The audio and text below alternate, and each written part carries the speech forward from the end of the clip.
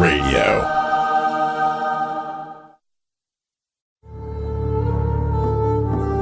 Do you like ghost stories? Want to hear about some of the haunted homes and locations that I've investigated? Tune in for the latest in paranormal news and guest interviews with me, Mr. Haunted, on the Haunted Chronicles, Friday nights at 8 p.m. Eastern, 5 p.m. Pacific, only on the Paramania Radio Network.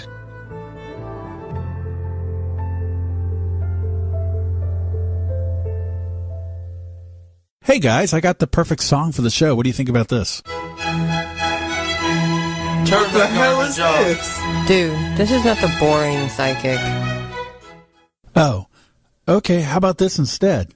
Take out the papers and the trash. This isn't it. Or you don't get no spending cash. No. This is what I'm talking about. Yeah!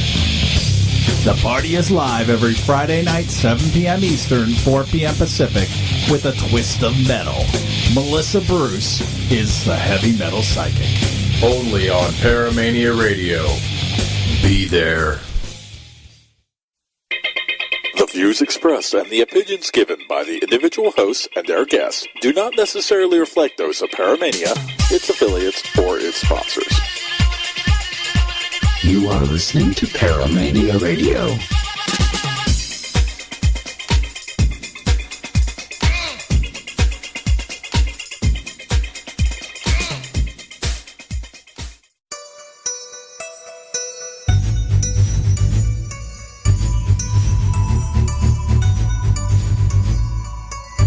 You're listening to the Parasearch UK radio show with your hosts Kerry Greenaway and Jay Lynch, right here on Paramania Radio.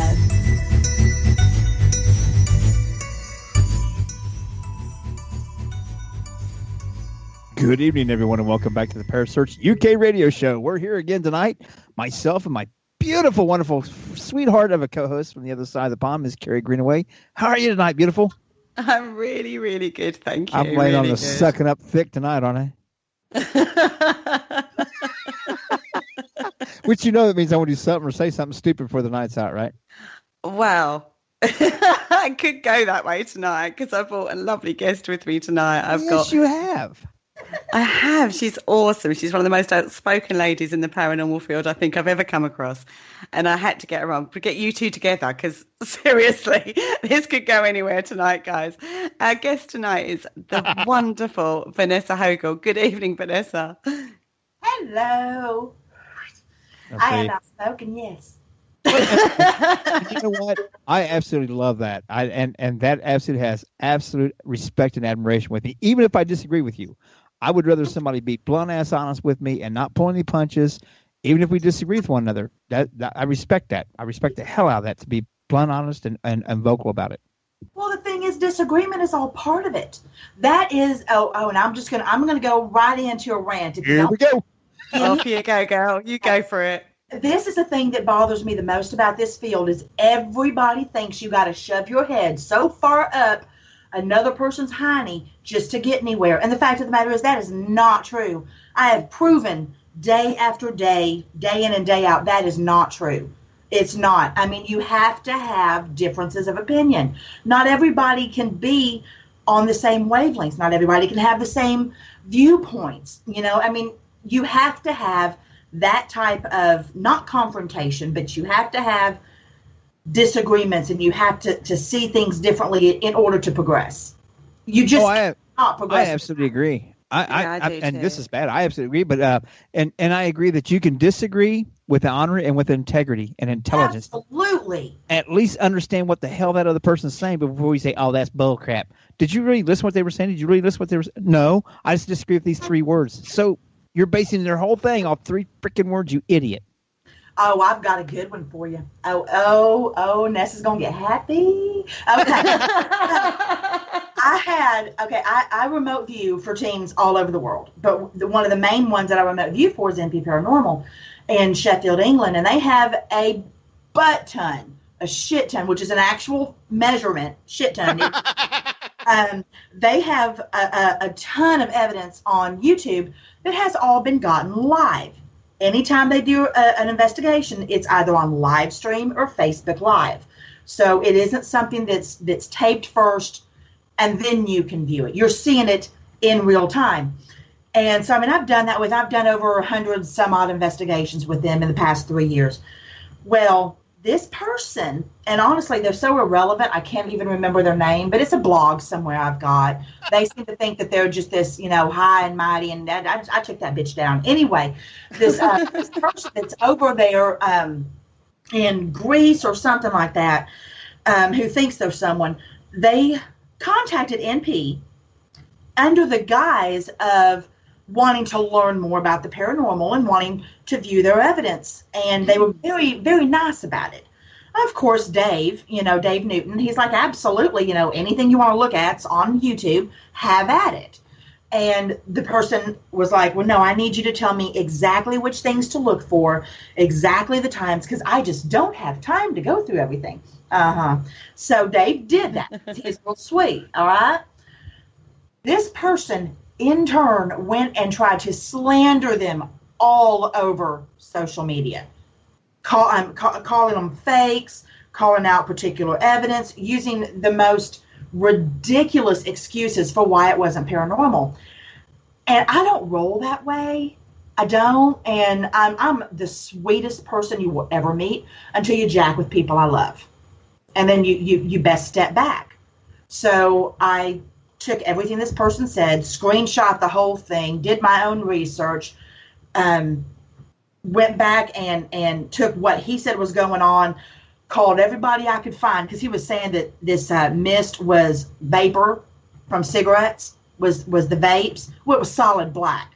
I called here and overseas. Couldn't find one place that sold vapes that does black smoke. Anyway, just a whole bunch of poo. And I bashed that person all over. And I said, all right, now come at me. What do you got? Let's go. If you're tearing people apart, start with me. It just infuriated me because it's okay to be skeptic and it's okay to be a believer. But it isn't okay to be completely one or the other. And it's okay to be questioning. It's okay to be skeptical. Yes. It's okay to, and that's one of the big things that gets me mad. On the same opposite end of it and stuff. Somebody puts out a picture and stuff, and they ask people's opinions, and you start asking them questions, trying to understand more. They automatically get defensive. It's like, if you don't want interaction and to learn from this, why the hell did you even put that shit up there? Exactly. I love questions. Oh, hell. Questions. I love it when people say, Vanessa, why did that happen that way? Or are you sure that this is what we're seeing? Case in point, I was at the Horsefly Chronicles house in Easton, Pennsylvania. This is before we started the Staten Island investigation for the Cropsey case. And I was doing a pendulum reading in the portal room of the Horsefly Chronicles home.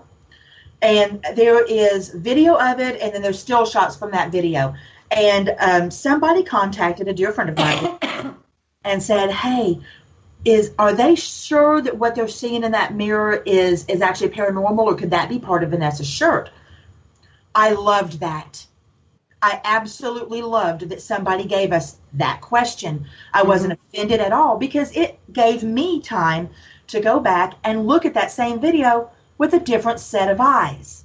Yeah. I didn't look at it as the person in the video. I looked at it as someone watching the video. And I proved that it wasn't my shirt, because you would have seen the pendulum string. You would have seen the entire pendulum in front of it. And you couldn't, just with what it was. But it didn't offend me at all. I was impressed and thankful, because they took the time to watch it and watch it that closely. And they gave you a chance to go back and look at it and to discuss it intelligently and to try to view it from their viewpoint. That's what this field needs more of, is actually open discussion and peers working together to understand, and not this competitive horseshit. Well, we've talked about this, I talked about it very publicly. Go figure, right? I talked about it very publicly. Is that so many people in this field, unfortunately, seem to think that there is a producer around every corner just waiting to pick up them or their small bit of evidence. That is the biggest load of crap I've ever heard in my life. Ever. They're not waiting around every corner. They don't care.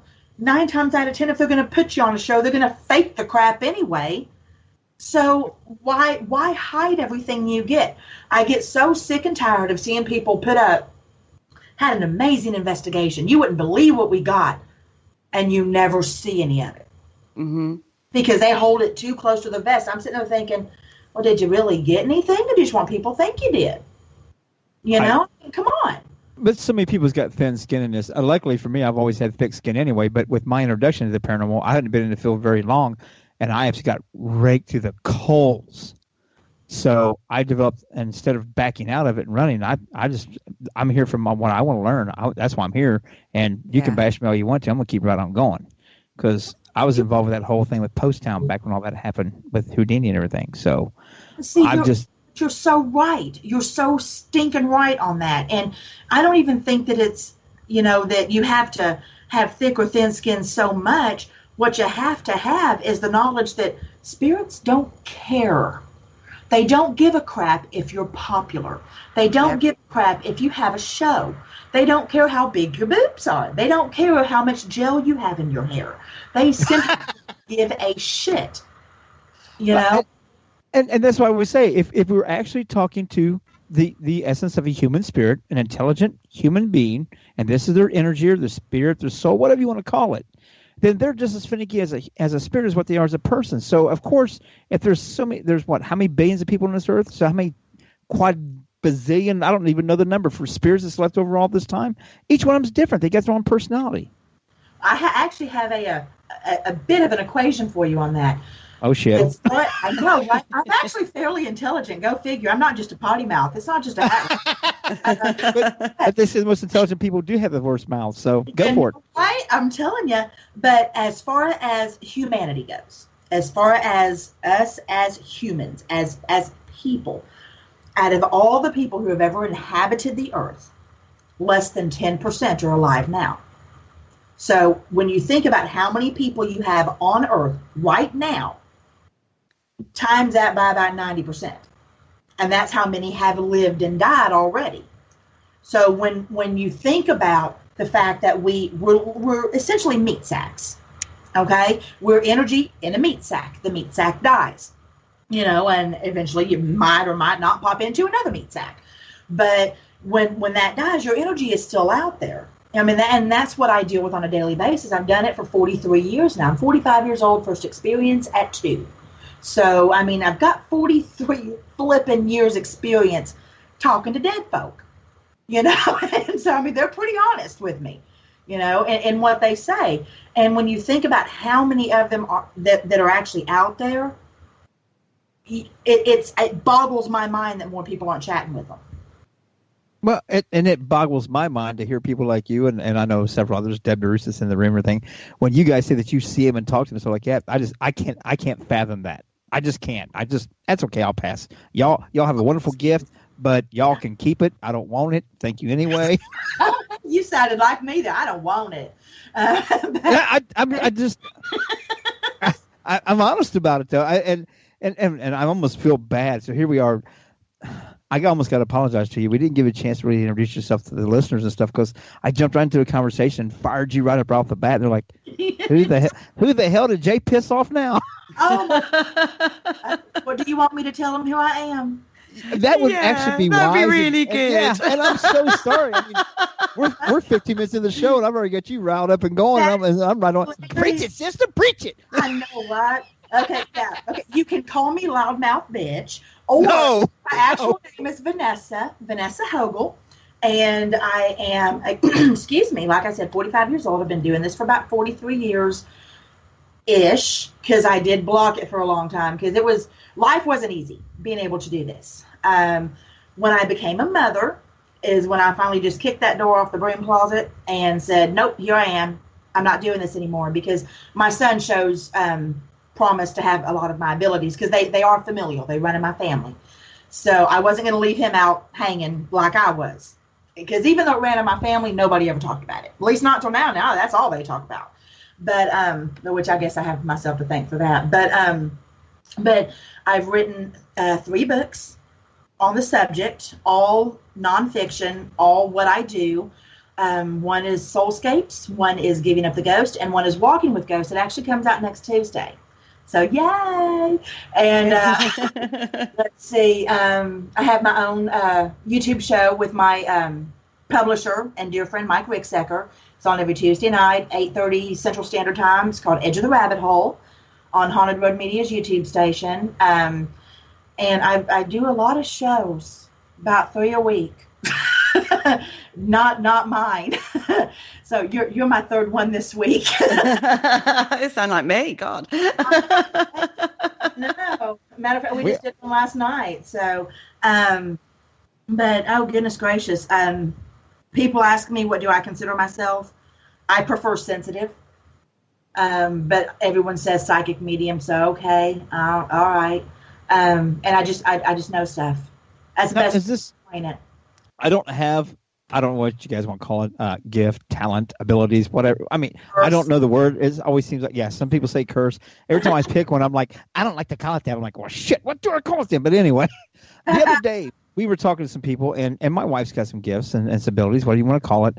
And we know some people also do, and we were talking about it, and I asked them, I was like, actually, my wife asked them, I said, what do you call yourself? And they're like, well, I don't really know what to call it. And in my opinion, I said, somebody that's on the outside of it looking in, don't. Like, what do you mean don't? I said, because to me, it's like anything else. If I say that I'm a paranormal investigator, then people want to put me in that field. They want to let me do cryptids or ufology, where I think it's all paranormal. So I want to say flat out that don't label it, because when you do, people want to put you in parameters. They want to put you in things. Yeah. Experiment with your gift. Learn your gift. You may be able to do empathic or clairvoyant or anything else. You don't know, but as soon as you start thinking in a definition, it's the human nature. Once we put guidelines on it, we put a name to it. We now put it inside of a box, and now we limit ourselves. And I think that's bullshit. And I'm not a real big fan of the box. Obviously, I think y'all know that in these 19 minutes we've been on here. Boxes, I don't fit well in them. And the thing is, when it comes to any type of spiritual gift, it can vary. And I don't mean just by person. It can vary by investigation. You might have some investigations where you are more clairaudient. You might have other investigations where you're more clairsentient, more clairvoyant. You might be more empathic on others. You might see a whole bunch of dead folk on another one. You know, I mean, it depends on the spirits, how they can communicate, where you're at in your life, everything, what you ate that day, and if you got any sleep or not the night before can affect an investigation and how your gifts function. So I'm a firm believer in just saying, I talk to dead people. You know, I mean, take for it what you will. You know, people are going to judge, and they're going to have their own little opinions regardless. And there's nothing I can do about it, except for be as honest and upfront as I am. And 9 times out of 10, they don't really say it to me. So I don't really care what people say about me behind my back. I don't care. You know, it's like whatever. Well, what they say behind your back, it's irrelevant because it doesn't affect you at all, does it? Exactly right. Exactly. You know, it really doesn't matter. Most of them, when they say behind your back, they're too chicken shit to say it to your face. Oh, preach, honey. Hello. Oh, we're just helping each other out here. Kerry, you may have messed up introducing the two of us. I know. I did know this before I brought Vanessa on, because I know what you're like, Jay, and I know what Vanessa's like, and I actually thought this is going to be a great combo. I'm an Aquarius, and I'm passive, and I'm shy. Bullshit. Oh my goodness me! Oh my goodness. I'm Pisces and outspoken as. Well, let me put it this way. Aquarius is supposed to be all about sweetness and all that shit, but I'm an old country redneck, and that just throws everything out the window. I'm telling you, I'm from Alabama. God love it. I can hear it in the language. Oh yeah, the dialect and that. I know it's a pain in my butt, but now here's where I get in trouble. We get this Southern accent and this beautiful English accent, and I'm like, I'll just go sit in the corner and listen. I would so trade with Kerry. I truly would. I mean, I have a little bit of. I mean, I can do. I like a. What did I learn how to say? Would you like a spot of tea, love? I can do. Okay, I can do that, but that's about as good as it goes. You know. Yeah, mine still comes out. Would you like some tea with that? How about some sweet tea? Y'all want some sweet tea? Oh my stars! Yeah, no. I was in England for a while, England and Scotland, and it was weird. I really expected people to not like the way that I talk, or to be weirded out by it a little bit, or think that I was less educated. I really did. And they were really cool over there, and they just speak so pretty. I mean, yes, they do. And I that's why I tell Kerry every week, I'm like, here's my hour, just listen to you talk. I usually sit back and keep my mouth shut, don't I, Kerry? Well, yeah, sometimes you do. But tonight you brought somebody on as opinionated as I am. I know, and that's fantastic. It's nice and easy for me. I can sit back and listen to you two go on, and I'm sitting and go, yeah, I agree with you. Get him, sick him. Go on, guys. Tell him. Kerry, you need to narrate books. It would be awesome. There's another all day long. There's another job line for me, voiceover. Hey, Kerry, do me a favor. Narrate her books, because that way I can actually, because I'm bad at not reading. I'm going to be honest with you. I love that you're an author. I would love to have that information, but I'm ADHD as hell, and to sit down and read is something that, I've got. We talked about last week on the show, and Kerry's like, I've got thousands of books. I've got 8. I'm 50 years old, and I've got 8 damn books. I've got one that I'm 2 years into reading. I'm only on page 57. Oh my stars! I'm honest about it. I'm not a good reader. Never have been. I read a book totally, well, actually I can't say it's non-paranormal. It was supernatural, but it was fiction by one of my favorite authors. The book's name is Acheron. It has, 1,100 pages, and I read it in 3 days. My grandkids would get it read before normal, I would. Surely? That's normal, surely, Vanessa. I don't understand it when he says he's got this book and he hasn't read it. We actually had this very discussion last week. I was like, what? You haven't read these books? Oh my God. You at least need to read some of the new one coming out, because I think y'all will appreciate it. The fact that I took what I said is all the pretty out. I took all the pretty out of the paranormal. I took the glamour out. I took everything that people see on TV, and I took it straight out of it. And it is as blunt and honest and painful as you can imagine to write. I was very honest in the things that have happened to me, the things that have been done to me. It's not fun to do this for most cases.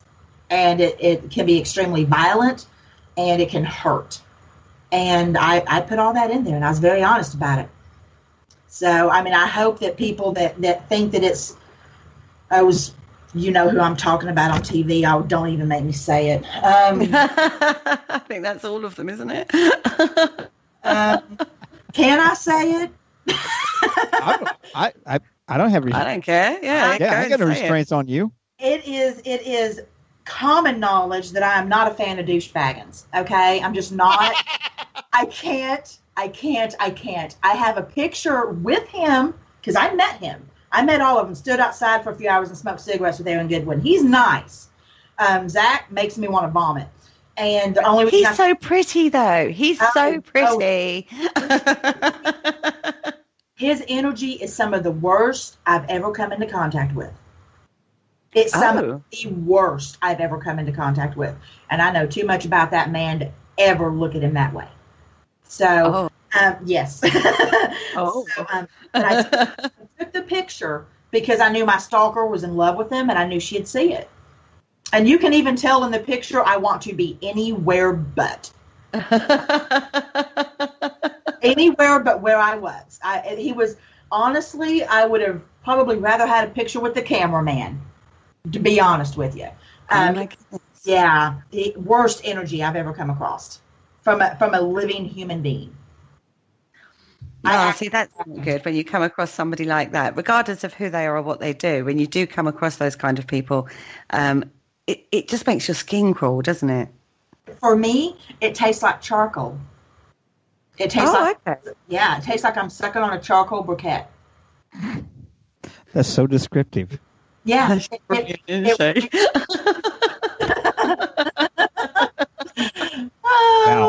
Now, you know how I am, Kerry. I have to experience things to fully understand them. So I'm going to promise you right now that I will not be going outside and taking a bite of a charcoal briquette just to understand what she's talking about. I'm going to take her word on this one.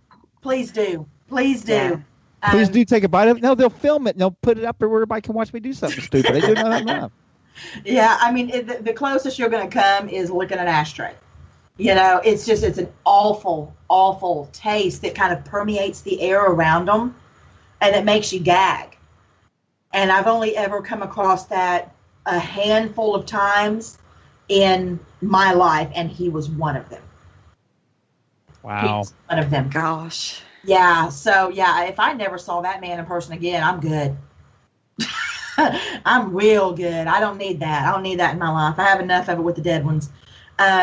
But, yeah, I mean, it's just, you know what? I got off on a rant and we started talking about sucking on charcoal, and now I can't remember where I was going. I was talking about TV shows and how you've like basically stripped it down in your book. I really did, because honestly, like, you know, I mean, I've also, I did, what was it, for The Haunted on Animal Planet, I did the episode Leave Now or Die. And I was like a consultant on that for a team that was doing it. The lead of the team stole my reading and cut me out of the footage. So I just, and paranormal. Hey. Yeah, true. Yeah, that's very true. And full of ego. Yeah, I don't give a shit, you know. But I did that, and then I was there while Ghost Adventures was doing their thing in Guthrie, Oklahoma, and I know how much is faked. And I have no desire to be a part of that. I would never do a show unless I knew for a fact they wasn't going to be faking stuff. Mm-hmm. And it stands right now, there's very few out there that don't fake. So and that's the bad thing though about being on primetime TVs and things like that, because they have to look at the ratings and shit like that. So they have to do things to make it entertaining, which sells out their integrity, in my opinion. Well, let me address that though. They don't have to. They choose to. The audience is going to watch what you give them. Yeah. They're going to watch what you give them. What these TV producers and stuff are doing is assuming they know what people want to see. 90% of the paranormal community out there is tired of these shows. Yes. Oh, I agree with you. I completely agree with you with that. Because crap. Well, there's not a single team that I know of that's done something like my ghost story or something like that they all haven't. As soon as they have to do everything, goes, well, that's not how it happened. They put it out of sequence. They change things around. Oh hell, when they were filming up here in Guthrie, Oklahoma, the EVP that said, and I'll be good. It said F him, F her, you know, on this EVP. Honey, I heard that EVP when they got it. Guess what? That wasn't on there. They went out to the van, added that to it, and put it in the show. That's a fact. So that's why we've never submitted anything that me and Teresa's done, or with our Hindsight Paranormal stuff, to anybody. We just kind of put it out there on the internet and stuff, and then I also get in trouble for all the little spoof videos I make with stuff about orbs and all that shit. You don't believe in orbs? No, you need to watch the videos, Vanessa. Yeah, you need to watch the video. It's we take a fishnet and we get some sunglasses on, and we can say that they're here, our special orb catching glasses. We can catch them with a net, and we just have a blast with it. And we're going to do a couple more this weekend about demons and some other things. Yes. And we're going to do a spoof video about the apps for the phone, and it's just I have a twisted sense of humor, and I like to make fun of myself. And if other people laugh at it, fine. If other people get mad about it, then sorry. Exactly right. Honestly, I mean, for the most part, a lot of the orb stuff you see out there is dust or bugs or reflection. There have been some that have freaked me out, where I've been like that. I mean, I was standing on the pier in Whitby, England, okay, right there back to the North Sea. You know, this is March in England. I can guarantee you nobody was sunbathing. There was no. I know that, and I know where that is as well. There's definitely no way nobody was sunbathing on that beach. And there was no reflective surfaces on the sand. And in Whitby, the way that it is you have a beach during the day, but at dusk, the tide comes in and comes up to the cliffs. So there is no water. There's no sand. So there's no reflective surfaces. There's nothing like that. We're on the pier in Whitby, England, and about 500 to 600 feet away is an orange orb the size of a beach ball. Just boom. See, like I said, I get mad about the orbs is when everybody You have two situations with most people. They either love them and they believe every one of them is something, or you have the people that think that there's nothing there. I think that they're 1 in a million, and most people are too lazy to look at 999,999 to find that one. They're just too lazy, so they just miss everything. I totally get you. And as far as demons go, oh, please. Again, 45 years old, I've only come into contact with something that could be considered that twice. And I've done this my whole life. I've seen this shit my whole life. And both instances were in Virginia. And it was I've been, like I said, I've been to England, I've been to Scotland so far, and all over the U.S. And the most haunted place I've ever been, is the state of Virginia. It is ridiculous in how much there is out there. It's nonstop. And I mean, I got the tar beat out of me there at a private residence. And this thing was in the barn. And it was, the only way I can describe it is imagine the biggest man you can think of and add about 4 feet to him. And it spanned the top of the barn with these multiple legs that look like spider legs. And it was the hugest, most disgusting, most foul-smelling thing you've ever come across in your life. But the weirdest thing was, it was afraid of me. And I don't understand that. But I knew what that barn was. It was a people barn. It wasn't an animal barn. You're a good old boy, right? You said you're a good old boy? Okay. Have you ever seen a barn that each of the stalls, the doors go all the way to the ceiling? There's no windows, no nothing in them, no cutouts at all. You don't put critters in something like that. Exactly. And that you have to step 2 to 2.5 feet down into the stall? Yeah, that's not a critter. That's because the animal's got to have movement. You got to be able to get them in and out. That small of a door is not going to work. Exactly. It was a people barn. That horse is going to go nuts in no time, start kicking the walls out. Uh-huh. There's no animal I can think of. I'm a country girl, too. There's no animal I can think of that you would put in these stalls. The doors that go all the way to the ceiling, you have to step down 2 to 2.5 feet into the stalls. There was bars, big wood things that came down to lock whatever was in. No way to get out once you were inside the stalls. And this thing was on top of this barn, on top of it. And it was, you can actually go onto BPI's YouTube channel, Beyond Perception Investigators. You can listen to us when I'm talking to it, and it's answering me, and you can hear it stomp like that. Wow. On the ceiling. And then you hear it run across. And the other grossest thing, oh my stars, it was so disgusting. When we were getting ready to go out to the barn, this was after I had my little incident in the house where my eyes, it was bad.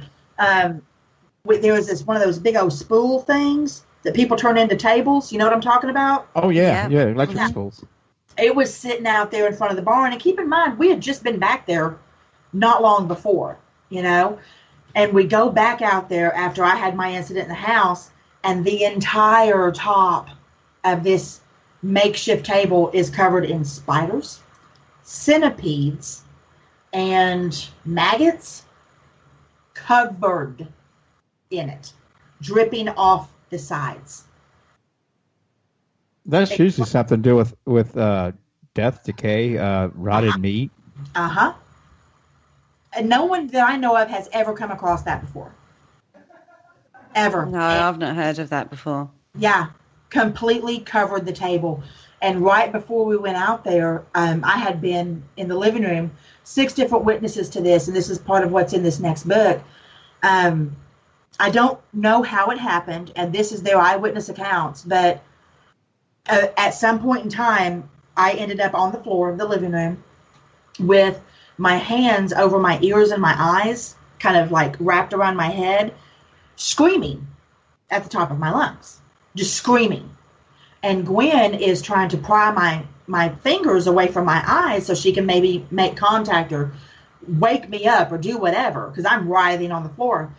And when she finally got my hands away from my eyes were turning colors, and they were turning yellow and red. Wow. I have green eyes. I have very green eyes. That was a really intense experience you had there then. That was one of them, yeah. Yeah. It sounds horrendous. I mean, I've been into a location where there was literally thousands of dead blue bottle flies, dead, not alive. And as soon as you walked in the room, it's a bit like, okay, this feels a bit like a horror movie. You know, but they were all dead. So we were going, there must be a dead rat or a dead mouse, or there's something that's, you know, caused that. And where the room's been shut up, that they all just died. But even the woman that lived there was like, I don't know what that is. I don't know where that's come from. But we wasn't able to like sort of rip up floorboards and stuff to see if we could locate a source. But from what you're saying, it's a spool that sort of just sat there. There's no logical reason unless that had been smeared with something.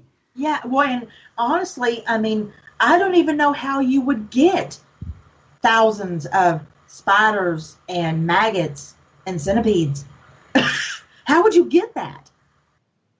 Well, you wouldn't. Someone would have to sit there for. Well, I used to hunt and all that stuff. We used to process our own animals on the farm, and you would have to have like a slaughter block that would not be clean. That would actually have to permeate into the wood, the blood and things like that, because that's when you would get the rotted smell and things like that. But it would have to permeate in there, which means it would build up over time, which means it would also become very nasty. And who in the hell in their right mind would process their food on something on that kind of a surface? No, yeah. And the fact that it was completely clean 30 minutes before. Nothing on it. It looked like somebody had went to Walmart or wherever you can get shit like that and just filled up bags of it and just came and dumped it right on the table before we walked back out there. Oh.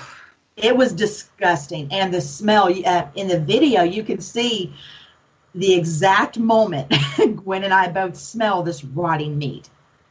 And I can still smell it. I've never gotten that smell out of my head. And I work in teeth. I'm a dental assistant. I deal with infection. I have seen the funkiest mouths you can imagine. Okay? And nothing compares to what that smell is like. Nothing. I have drained infections the size of tennis balls in people's mouths. Mm. And it doesn't even come close. Huh? Sorry, Vanessa. Where was that again? That was that was the first time I went to Virginia. So it was in June of what year are we in? 2017. It was in. I'm sorry. What year are we in? She has a busy life. Oh my She's a really busy life. Oh, I'm not doubting that. I'm sorry. It struck me as funny. It's like, what year we in? 1872. I know, right? It was in June of 2016, and then we went back in March-ish. Yeah, because it was for my birthday. So yeah, we went back in March of 2017 of this year. Of this year, and we ran into something similar, but we got the hell out of there on a kind of connected property to where we were before. Barns in Virginia are not good places to be. Okay, there was a lot of slavery, a lot of death, and what was on that private property that had the people barn on it, that was something that was summoned there. So it's not leaving anytime soon, you know. And then the other thing in the other barn, we caught it before it was too late, and we got out of there because I had my 14-year-old son with me. Uh-huh. I'm not putting him in harm's way at all, you know. And as we were, you know, hopping out of that barn real quick, we were literally in it less than a minute. Spiked a 5.7 on that. What do you call those doohickeys? Those mel meters? Is that what it is? Like that? That's a doohickey. I like that. Yeah. And got a 5.7, I think, on that. And then as we were walking further into the woods, keep in mind, this is Virginia forest. There is no electricity anywhere. Okay? We got an 8.9 in the middle of nowhere. Like, are you flipping kidding me? For reals? Is this shit following us? And you know what? It kind of did. It kind of did. My first trip, I brought something home with me that wasn't too fun. I came home looking beat up. I looked like I'd been in a car accident. Those things had just run me ragged. This last time wasn't as bad, but similar, you know. Yeah, just about ton of fun, y'all. About ton of fun.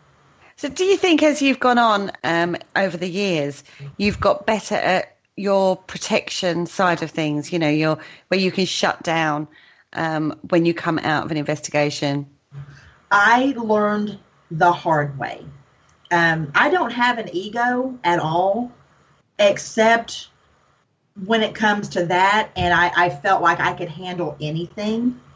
And they taught me in very real ways that I cannot anything. That was a very humbling experience. I mean, the first time I came back from Virginia, my feet were the size of cantaloupes. These things had me running barefoot, like Jackie Joyner Kersey, over gravel driveways. I don't remember any of it. At one point, I had to be tackled by a ex-combat vet. Physically had to take me down on a gravel driveway. He had to run me down. Don't remember any of it. I would let them in, and that's too close. I would let them in to where I'm no longer there, and let them do what they needed to do. Because up until this point, up until Virginia, they had never abused me for it. It had never been something that I felt I was in danger for. And that gave me a false sense of security. That made me believe that I got this. It's all good. You know, this is what I'm supposed to be doing, you know. And I learned real quick that I can't do it if they kill me. And very true. Yeah, at one point in time in Virginia, that is what these things were leading me to do. They were leading me to the highway, running in the middle of the night. Oh my gosh! So because you let them get too close into your energy. Because I let them get in me. Yeah, it's. I mean, people toss around that word possession. I guess you could call it that if you wanted. I choose not to because I feel like I need to be in like the Omen or something. But but I guess for layman's terms, I guess that's what you would call it. And it's not smart. It's some of the stupidest stuff I've ever done. And I tell people on the daily, don't do what I did. It isn't cool. It is not cool to have, I mean, when I had to be tackled in the driveway, Chris Loper is the one that took me down. Everybody else was running up behind him. By this time, when I started screaming, they said it sounded like about 20 of them. And it was really bad. It was really, really, really bad. So that's not something that I would ever want anyone to do because you don't know what's going to happen. You don't know what they're going to do to you, you know. And it took so long to recover. It took so long to recover from that. And so I am very, very, very careful now. Okay. Have you sat in like a controlled environment, like a seance environment? Well, I've done them. Long time ago. I don't want this to come out sounding cocky, but I don't really have to, if that makes sense. Like, okay, I do readings. You know, I finally started charging because my phone never stopped ringing. And it was, I need sleep, you know, and Chica's got to eat, okay? And so, I mean, I'm like, I finally started charging for them after thousands that I did for free. And they're tarot readings. But 9 times out of 10, somebody's dead relative is going to pop on in and sit right down next to me and start chatting. So they get like a 2-for-1. Yeah, I know what you mean. I don't have to do the seance type stuff in order to get them to come and chat. So I haven't tried that since. And in all honesty, I mean, there are very, very, very few people in the world I would do that with. Very. Yeah, I was just thinking, being as have the ability of letting them come so close to you that you'd probably be amazing at trance mediumship. Well, the last time I put somebody in a trance, they had seizures. That was the reason that I quit doing what I did from the age of 13 to almost 30. I mean, I still had all the feelings. Go ahead, honey. I'd let you do it with me in a heartbeat, because I am one of those people that I want. Well, it wasn't too long ago. We was in Randolph County Asylum, and Kerry and all them got mad at me at first. But the crawler shadows. I got down on my knees right in front of one and opened up my arms to it. Now I have no abilities whatsoever, but I actually felt things and experienced things when I did it. Nothing negative, nothing bad. But everybody's like, "What the hell were you thinking? You don't get in a ground with a crawler." I'm like, "I do." I'm right there with you, darling. I have done some strange things, some strange things I question my own sanity. But I mean, if we ever meet up, I'll try it with you. I'll try anything. Because I want to learn, and I'm one of those people that if I don't truly think that I have a true grasp of things unless I experience it. When I was a kid, Mom, Dad said, "Don't stick your finger in a light socket; it'll shock you." Next thing you know, I got shocked because I had to find out whether they was telling the truth or not. So. But that's okay. Yeah, I love pushing it. I love pushing the limits of my abilities, but not my physical abilities. But I want to do it in a way to understand and learn. It's not about just, look what I did, stupid. It's not that. Exactly. And it's tough, though. But I would feel really bad if something happened to you. Don't. I won't. But I'll learn something, and you'll learn something, and then it's part of the process. And we didn't get to where we are as human beings without people making sacrifices physically, mentally, and emotionally to learn things. And we're at a threshold in this field that we're not advancing. We're taking and I'm going to get in trouble for this. I always do every time I say it. We got people that's making K2 meters into a different shape and a different size, putting flasher lights and a louder beeper and an antenna and calling it something new and charging 3 times as much. It's not something new. It's doing the same thing that old equipment did. We're not progressing. Nobody's willing to take that step, Hardy. I am. We're not going to learn if we don't push it. I stand by what I have always said, and most people scoff at this, and that's okay. I don't care. But I still say some of the best equipment you can take with you on an investigation is a psychic or a medium or a sensitive who doesn't know squat about the location. Don't tell her where you're going. Don't tell her or him where you're going. I agree 100%. When we go, my wife has a little bit of abilities. I don't tell her shit about it. I don't have any abilities. I use the equipment, and we work together. I'll go and get a baseline reading in the room. Then I'll let her come in and experience what she sees, and I see if it confirms what I've already read. Or if she finds something that I didn't get a reading there before, I go over and validate or try to prove what she's feeling and see if they can coincide with one another. Not trying to disprove, just trying to see if they can't coincide with one another. But even disproving is okay. Absolutely, sometimes it is. But I can't disprove a feeling. That's why I say not to disprove, because she can still feel it, and the meter's not actually pick it up. That doesn't mean that that doesn't disprove her feelings. She still felt and experienced it. You cannot take. That's what makes it so bad in this field. Even if I don't believe somebody's story, I do not have the right to disprove and discredit them for who they are. They lived through it. They experienced it. I may not believe it. I may have holes in their theory. I'm able to disprove some of their things. But if you take it the wrong way and try to insult them and degrade them and say that it didn't happen, you're not helping the field. You're destroying it because you're dividing more controversy. Explain to them. Talk with them. That's true. I did a show where I do this for Noreen, where I do like ghost pics. People send in their ghost pics, and then I go through them and tell them what I get off of them and this, that, and the other. And this one person, they sent one in, and I told them, I said, I have to be very, very honest. I said, I don't feel that this is I don't feel the validity in this picture. It looks altered to me.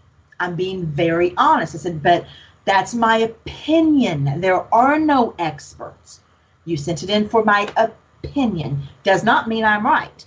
And this person got very offended at first. And I said, dude, just because I say I don't believe it doesn't mean you didn't experience it. Exactly. It doesn't mean it didn't happen. I'm not the end-all, be-all, have-all, say-all of the paranormal community. This is just my opinion. And I'm very picky about it, because if I'm not feeling something, I'm not going to put my name behind it. Period. I don't care who you are. You know, you could be Douche Baggins himself or Nick Groff or any of those other people that have shows out there. And if I don't feel in my heart, if I'm not feeling it, if I'm not getting anything from the spiritual side from it, I'm not putting my name behind it. Yeah. It's too damn hard to be known as legit. You know. Work hard on credibility and integrity. Exactly. And so you're not going to put yourself out there with something that you don't feel has got that. Exactly right. And then it turns out that this person wasn't there when the picture was taken. They found the picture, you know, and I'm like, see, I'm glad this. Because I just couldn't do it, you know. And I'll be the first to question my own stuff. If I'm going to question myself that hard, you best believe I'm going to question everybody else that hard. Yeah, I agree with you there. My worst critic, my absolute worst critic and judge is me. Oh, we all are. We're all harder on ourselves than what we are on anyone else. Oh, hun, I wish most people thought that way. I really do. A lot of people in this field think that shit don't stink. Well, that's indicative of people in society nowadays. It's and I get madder than hell about it. People will start something and somebody asks them a question or calls them out on it, and they want to play the victim.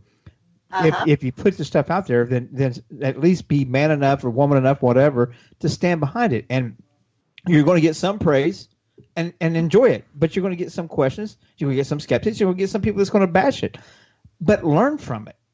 Absolutely. But I tell you what, though, I would so much rather people confront me when they dislike something or when they disagree with it than to, like, on our YouTube channel, when Mike and I have a show, there's always, and I already know who it is because I ain't stupid, there's always 2 dislikes. Never a comment about why, but there's always 2 thumbs down. Yeah. Always the same 2 people, and I already know it because, like I said, I'm not stupid. But but it just kills me. It's like if you're going to try to downgrade somebody's work, have the balls, look down, make sure you got a pair, and say something. Oh man, come on! Just because I'm an old married part, I mean you got to say it like that. You know what I mean. I'm just like, you know, have the cojones to say something. You know, and I will respect somebody so much more for that. I really, really, truly will. But we see all kinds in this field. Let's face it, we just do. You know, you have the skeptics trying to become famous. You have the believers trying to become famous. You have the rest of us stuck in the middle just trying to make sense of it, you know, and trying to get answers. And I tell people all along, and I mean this with everything I've got in me, I have nothing to prove. I'm not out to prove that life after death exists. I'm not proving that to anyone. I don't give 2 rats ass whether or not anybody believes me. I could care less. All I'm here to do is my job. I've been given this ability. It allows me to speak with them and pass on messages. And it only matters if the people who are getting the message receive it. They don't even have to believe it. I don't care. You know, maybe that's what Kerry means by I'm a loudmouth broad, but it's true. Well, it's not that to me. I disagree with Kerry on this one. You're not a loudmouth broad. You're I didn't say loudmouth broad. I said outspoken lady. Is actually what I said. but that interprets loudmouth broad. I See, just take the blame. Just take the blame, Kerry. We should just I'm not going to take the blame. No, I will not take the blame. Outspoken lady, but I love her for it because she says things in a way that's so truthful that's needed to be said in this field now. Do you know what I mean? Like you said, Jay, we've got stagnant in the field. It needs to be pushed forward. And it's only going to be pushed forward by people having open discussions and being skeptical, but having their belief systems as well. Do you know what I mean? It's going to evolve by people having these kind of discussions and being brave enough to say what they think. And this is one of the reasons why I love Vanessa. Oh, I love you too. Little girl love fest going on here. You know that, right? She's going to get tired of seeing me on her page here for as long as I'll be like sending her friend requests as soon as it shows up with like, please, please, please, please. I promise I'll behave. No, I won't. I'll be outspoken. I can see you 2 investigating together at some point here. I can really feel this vibe going on between you. Where are you at? I'm in Ohio. Where am I going? I think I'm going to Ohio in May. Is it Ohio where they're having that Edinburgh Manor? No, Edinburgh Manor's not in Ohio. Where the hell is that? But I'm going this weekend to Toledo Paracon. It's going to be absolutely phenomenal. It's a small little Paracon. It's at this place called Collingwood Art Center. Amazing location. But we don't need to go plug my stuff right now. We got about 3 minutes left, and I really want them to find out where they can get a hold of you at. Oh, good gravy. Oh, was that? Man, that was fast. Okay. I didn't even curse that much. They can find me on Facebook under Vanessa Hogle, Pollard in parentheses. That's my maiden name. I also have my author page on there. I'm also on Instagram and Twitter, all under just my name. Same with YouTube. Also I'm part of Threefold Paranormal. We're all over the place, but we have a page on Facebook with that too. Please go on there and like that. We're going to have the Cropsey documentary coming out within the next 2 to 3 weeks. So that was a really important case for us. It was about a missing child that was a friend of my dear friend Julia Siracusa. And that was a tough one.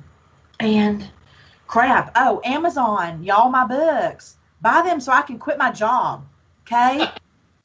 True story. I love her honesty.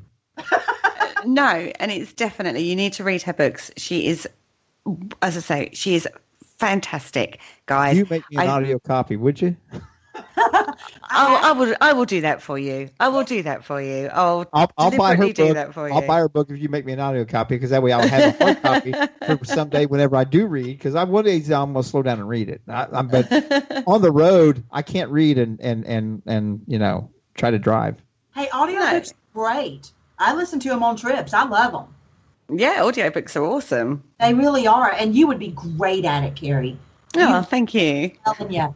Down to a minute. And so we're going to have to say some goodbyes and stuff and make sure that you plug where you want. Thank you for meeting you. I did see some friend requests. I'm going to shut up after that and let y'all talk. No. Where are you at? I'm in a little place called Essex in the UK. I tell you what, when I am in Ireland in March, because it'll be a little bit cheaper for me, I will bring my latest book. And I'll sign it and I'll mail it to you from Ireland because it'll be cheaper for me. Oh, I love you even more, Vanessa. I do love a book. That would be fantastic. Thank you so much. $30 to mail it from here. Thank you so much for coming on tonight. I'm sure at some point we will have you on again because you're so fantastic and so amazing, and I love you to bits. So thank you so much for coming on. All right. Anytime you want, honey, you let me know. I certainly will. And on that note, I think we need to wrap it up, don't we, Jay? Yes, ma'am, but I said I was going to be quiet. Thanks, everybody, for listening. Don't forget to stay tuned for the Cap and Chris show, and we'll see you soon. Bye. It's not easy having yourself a good time. Thank you for listening. Don't forget to join us for more shows throughout the week. Find us on Facebook, Twitter, and the World Wide Web to keep up to date with all the shows right here on Parasearch Radio.